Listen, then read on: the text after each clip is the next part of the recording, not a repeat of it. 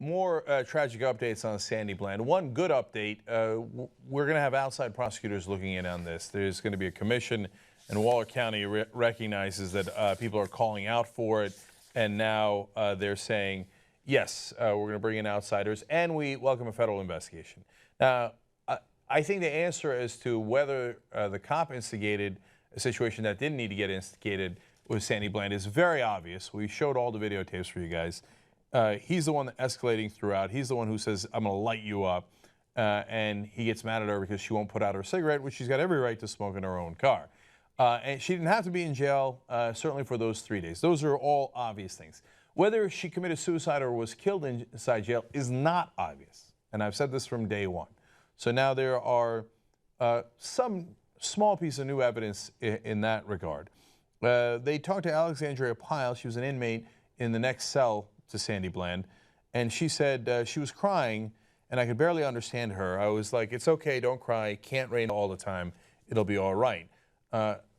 Obviously referring to Sandy Bland's state of mind. She thinks apparently she was depressed to some degree. Now, if I'd been put in prison for no reason at all and had to stay there for 3 days, I might get a little depressed myself. So none of this is overwhelming in terms of evidence, but I am giving you all the background so you know. Pyle said that Bland was eager to get out of jail as soon as her bond was set Saturday. Now, that could go either way. If you're eager to get out of jail, you might not want to commit suicide. And if she thought that that was going to happen relatively soon, another reason why suicide doesn't seem quite as logical. Now, again, she might not have been in an illogical state of mind. Pyle continues explaining what Bland said to her in jail. She said he's not answering, referring to somebody she had asked to get her out of jail. It's going straight to voicemail. I don't know why. I don't know why. He said he's going to be here in an hour, and it's days later. So, again, that puts you in a frame of mind where she's quite despondent.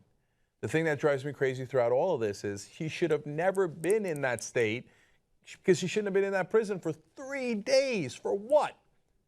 Doing everything that she had a right to do. The guy wrote her up for a ticket for not doing a turn signal as he came up behind her and scared her, and she's just shifting lanes to get out of his way. Okay, fine, you wrote her up for a ticket. Let's all move along. No, you got to drag her out of the car. You got to bring her to prison for resisting arrest. What was she resisting in the first place? Oh, shoot, that's right. There was no real reason to arrest her in the first place.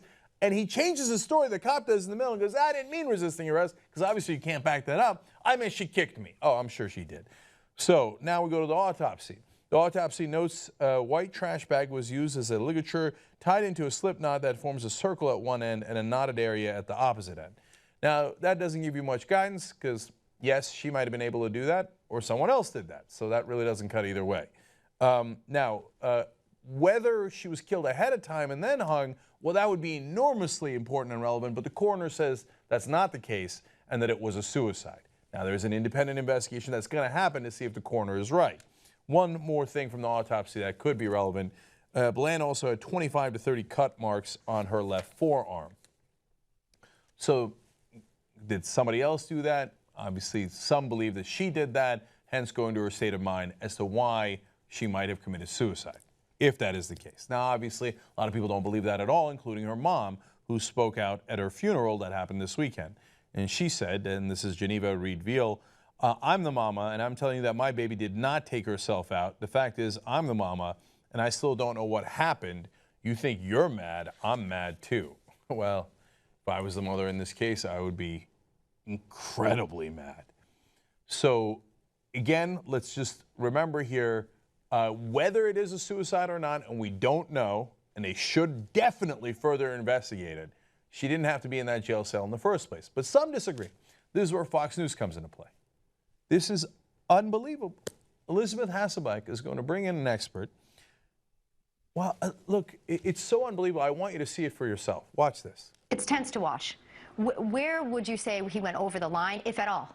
It appears, obviously, he took this too personal. When she didn't put out the cigarette, now all of a sudden you're taking her out of the car. These these cameras that the officers are wearing, you live and die by what you say with this. You know, it appears, looking at this, because she didn't put out the cigarette, next thing he knows, he's asking the person to step out of the vehicle. You can't take it personal. It's a job. But what if, I mean, there are times I'm sure someone has, in the history of this land, used a cigarette against a police officer, maybe chucked it at him, pushed it at him. Absolutely. If he indeed felt as though that could be a potential threat, was that the wise thing to do on his part? I think because you know, and you have to know you're being recorded, you have to say, listen, I need you to step out to sign this warning. I wouldn't want somebody stepping out with a cigarette. I mean, I've had a cigarette try to be, you know, I've had somebody try to put a cigarette out on me. It happens. I guarantee you speak to many cops out there, but the way you say it, unfortunately, you're locked into it because now it's being recorded. Unfortunately, these officers have to remember that. All right, so this former NYPD officer, John Rafferty, is not helping matters, if you ask me. He says, remember, you're being recorded. I mean, if you weren't being recorded, then you kick the crap out of her, arrest her, make up some charges like we always do. But remember, he said, you live and die by this. She actually literally died. She literally died. Don't say the cop lives and dies by it because, oh my God, you can get in trouble for the ass kickings we used to do on a regular basis before we were being recorded. Okay, so I got enough problems with Rafferty.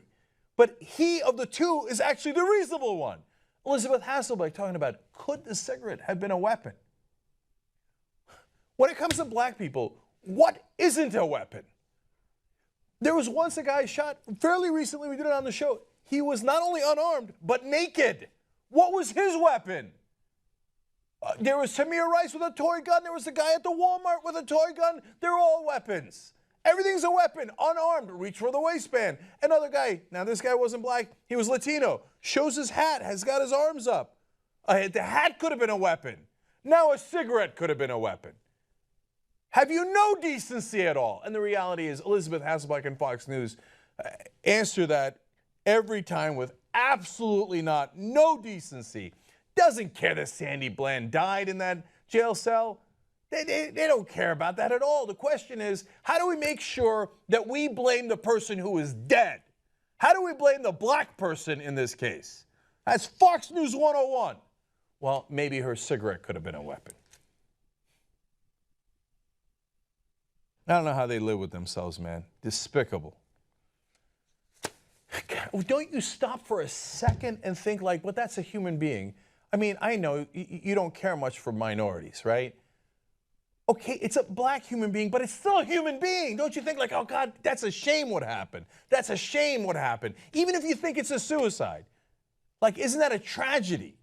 No, for Elizabeth Hasselbeck, it's not a tragedy. The tragedy is some cop got caught on tape, and we got to figure out how to make sure we can excuse that so that he doesn't live and die by that decision.